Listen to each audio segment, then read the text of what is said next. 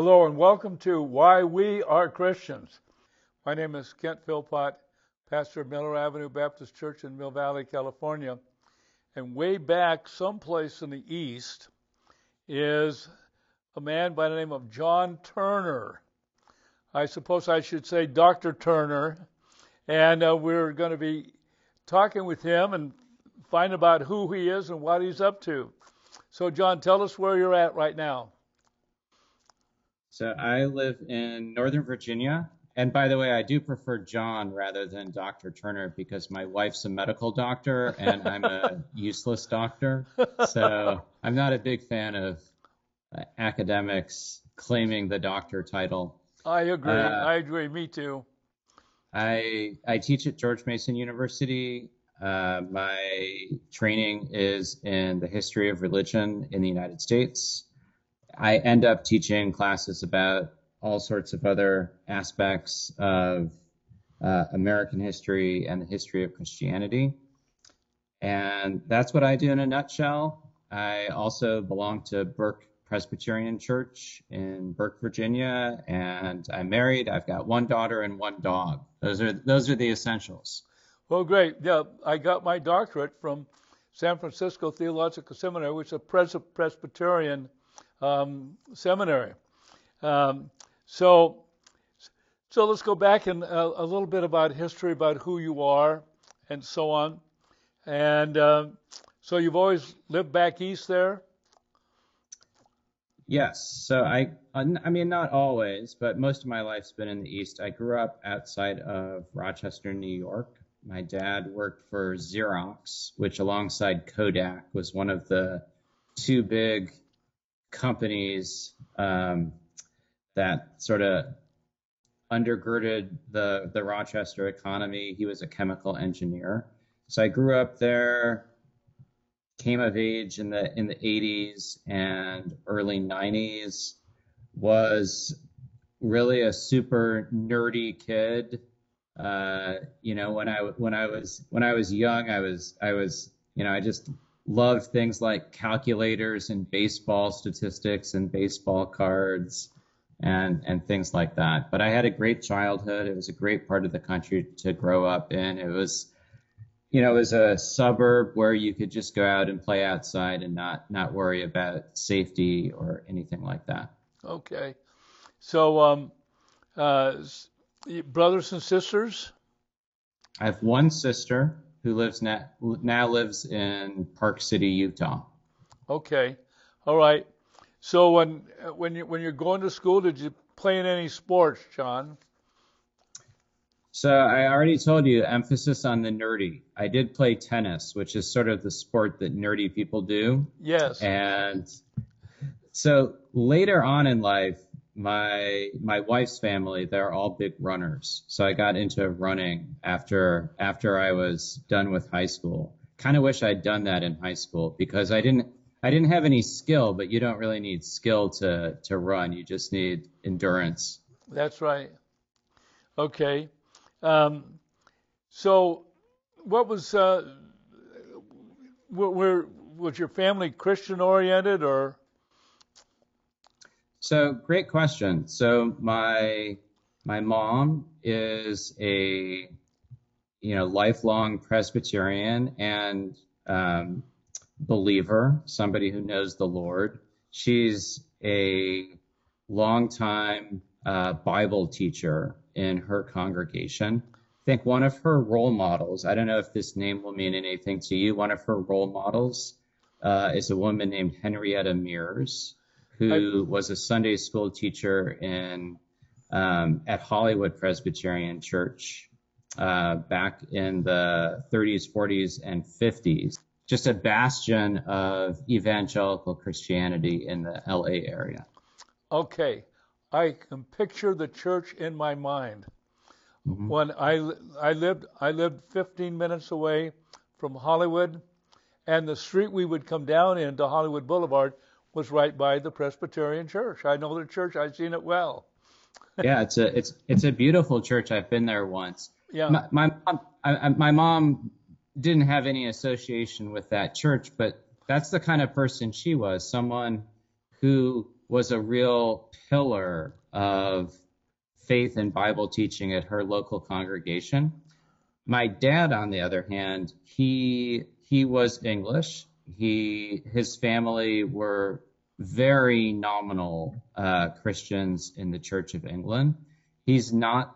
He never really developed a personal faith any time in his life. He didn't like going to church when I was a kid. He went a little bit more willingly once he retired, and he was looking for a little bit of social connection. For me, once I became a Christian myself, it was painful that my dad was not also a believer. Well, it reminds me of my family.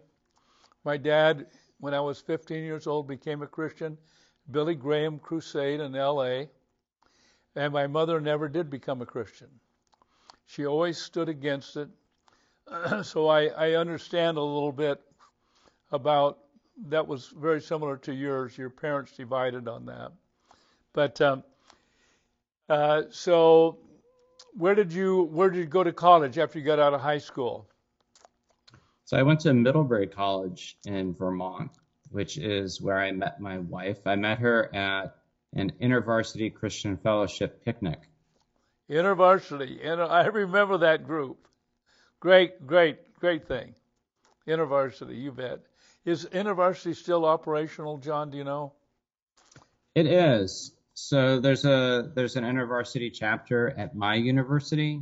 And I think, there are so many different campus ministries today. A generation ago, it was, pretty much InterVarsity and Campus Crusade. Now there's, Reformed University Fellowship and all sorts of other groups. But on my campus, if you were a Protestant Christian, you were most likely to be active in InterVarsity. Okay. All right. Very good. So, um, how is it that you got the idea that you wanted to go into some form of Christian ministry? Sure. Well, do you mind if I back up a little bit and talk about faith in high school? So, when you're a kid, you go to church because your parents take you most of the time.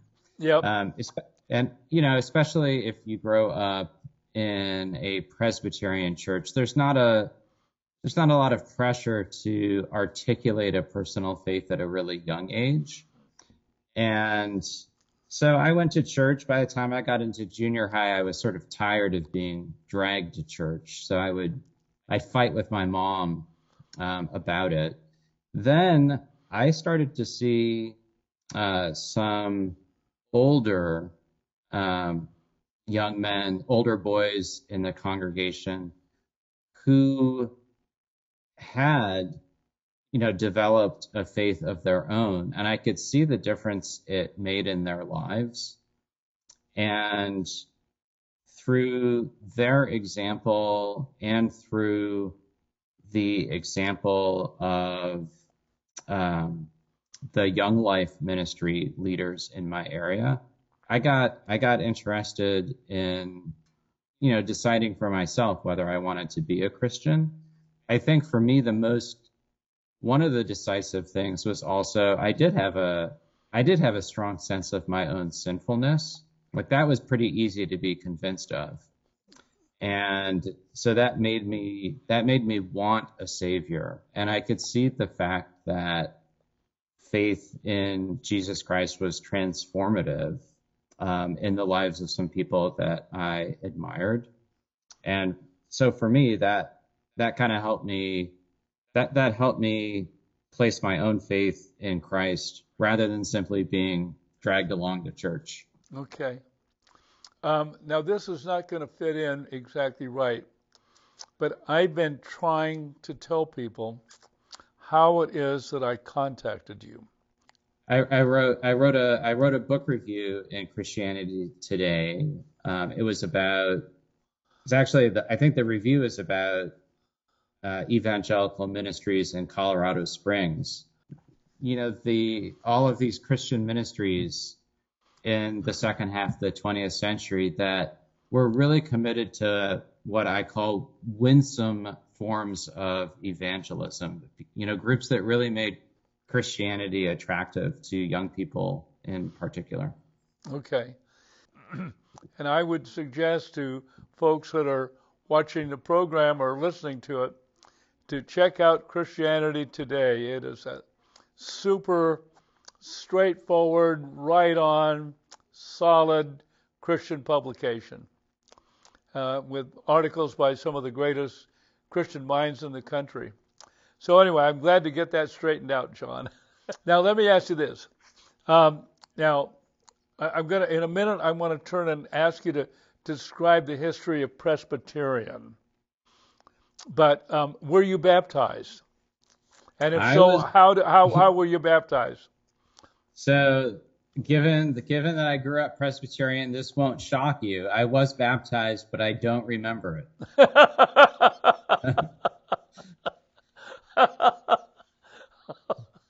Okay, John.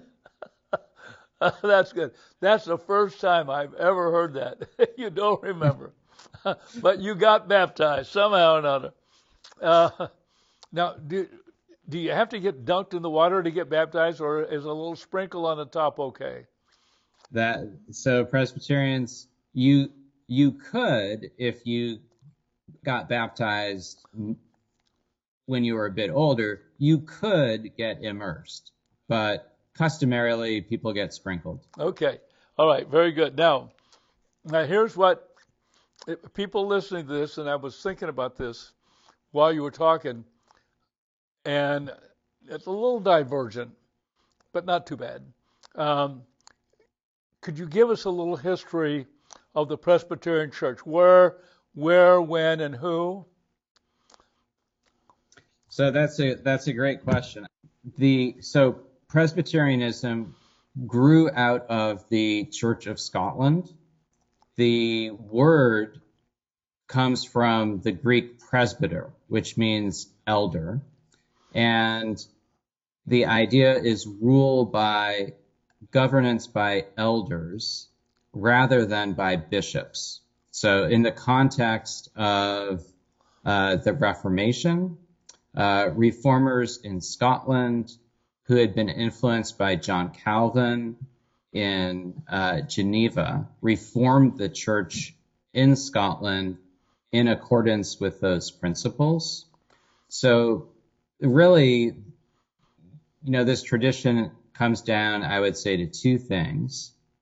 Church governance, which is rule by elders, but not strictly congregational. So with synods and sort of layers of church government. But then also the original theological tradition was inspired by John Calvin on matters such as the sovereignty of God and the role of God in determining human salvation. Okay. So that's the starting point.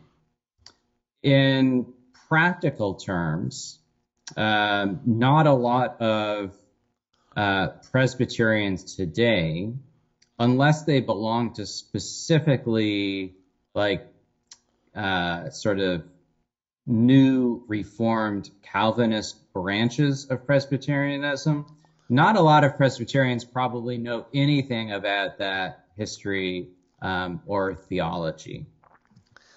I find that to be true here in Marin County.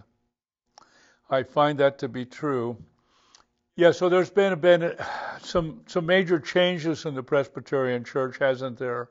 The sort of what I consider the main branch of American Presbyterianism, which is the Presbyterian Church USA, moved in a very progressive direction in recent decades, and it's also suffered a substantial decline in membership, and there's also been a lot of, I'd say, just division and infighting is not really healthy for any church.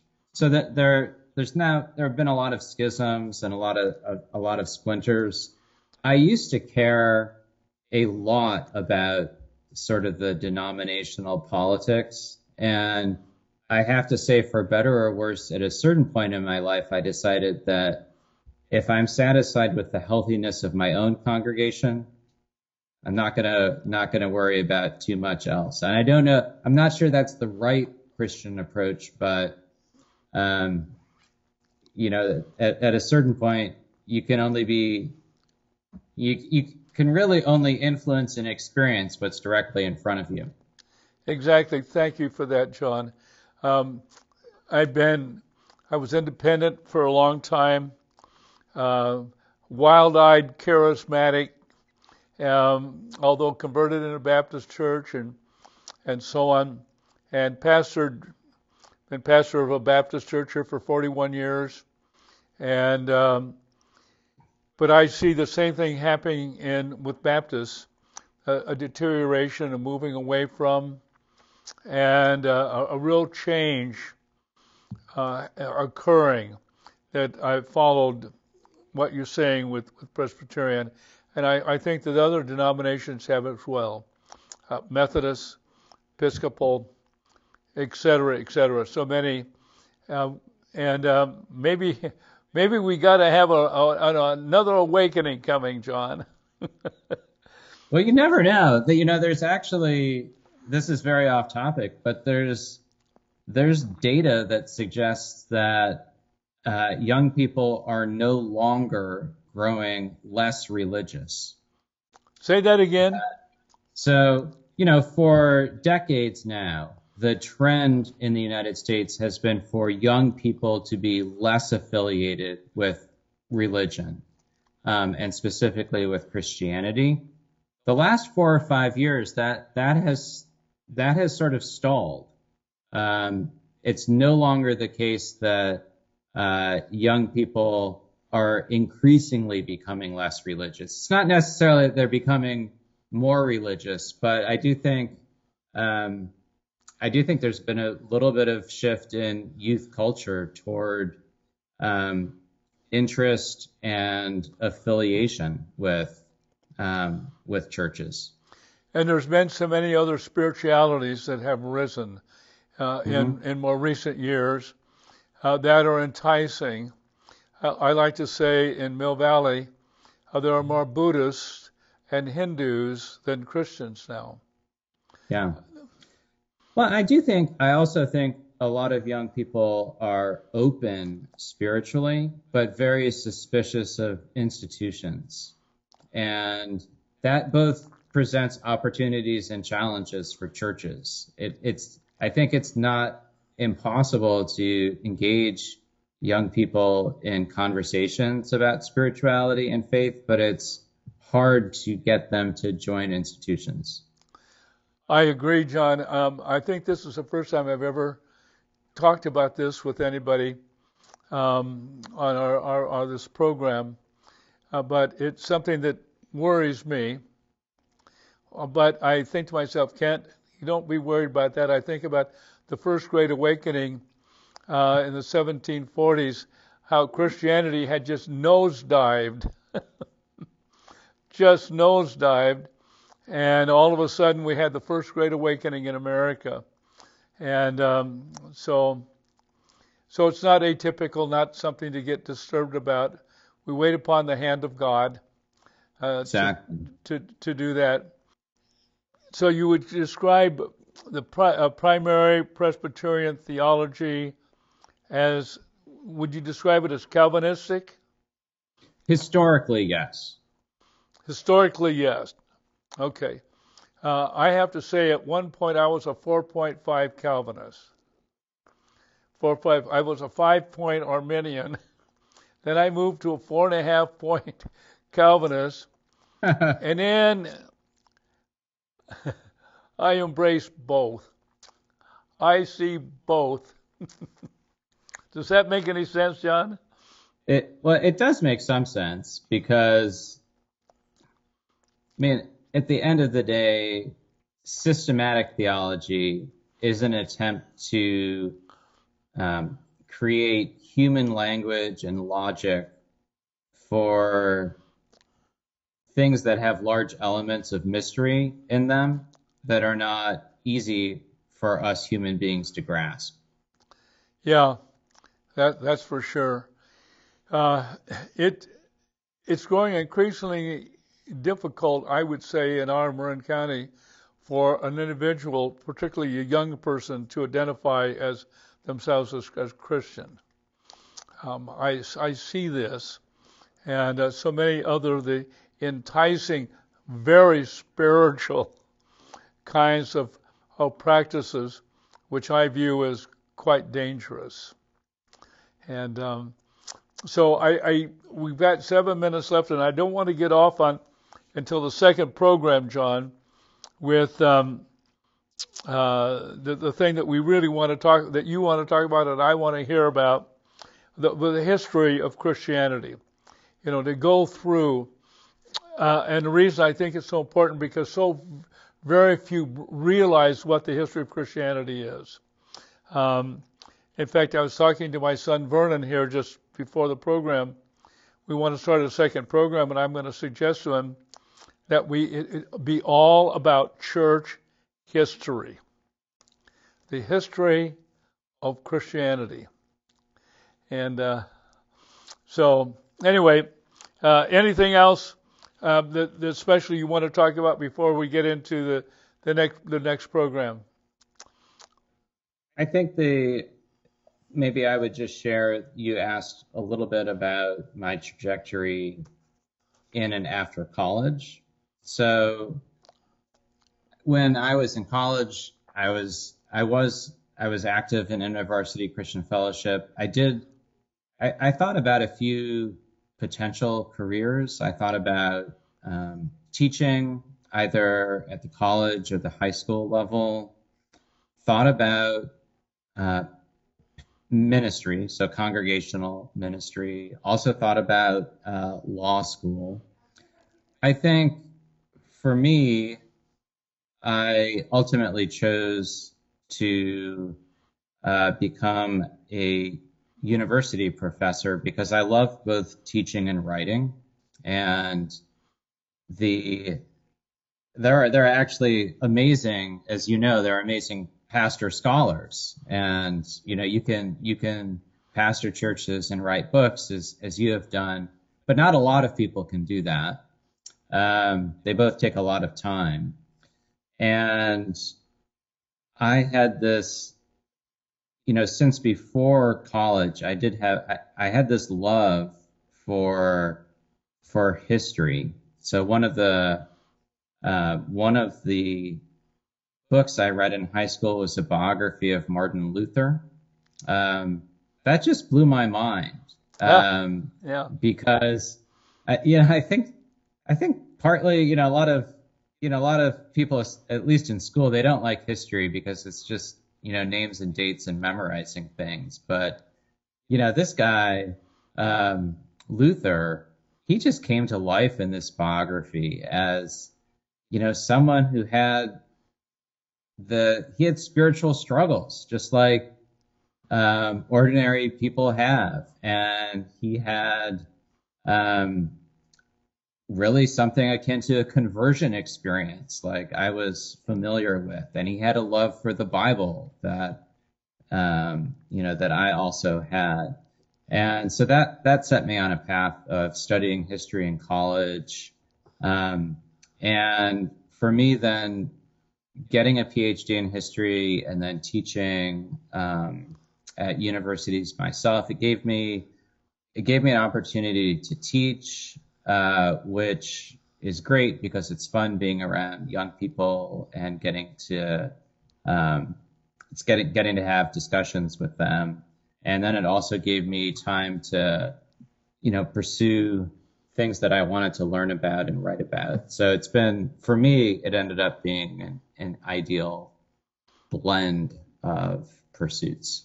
Martin Luther, 95 Theses. Mm-hmm. A mighty fortress is our God.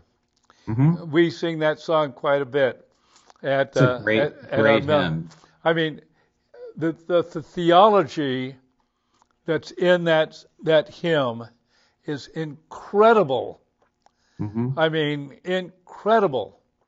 Hmm. I am, although I probably sung it 100 times 10, I am still impacted every time I sing that hymn. Do you remember the story where Martin Luther threw a little bottle of ink at, Hmm. at the devil? And I Hmm. have seen a picture. It hit the side of the door on the right side, and it's still there. You can get pictures of it. Hmm. You remember that, John? I do, absolutely. Yeah. Luther had these intense spiritual struggles against the devil. Um, and the other thing I'll say that I like about Luther is he had a real earthy sense of humor. And I don't just mean that he was crass. He was funny. His writing really, it comes to life. He has these earthy, colorful expressions.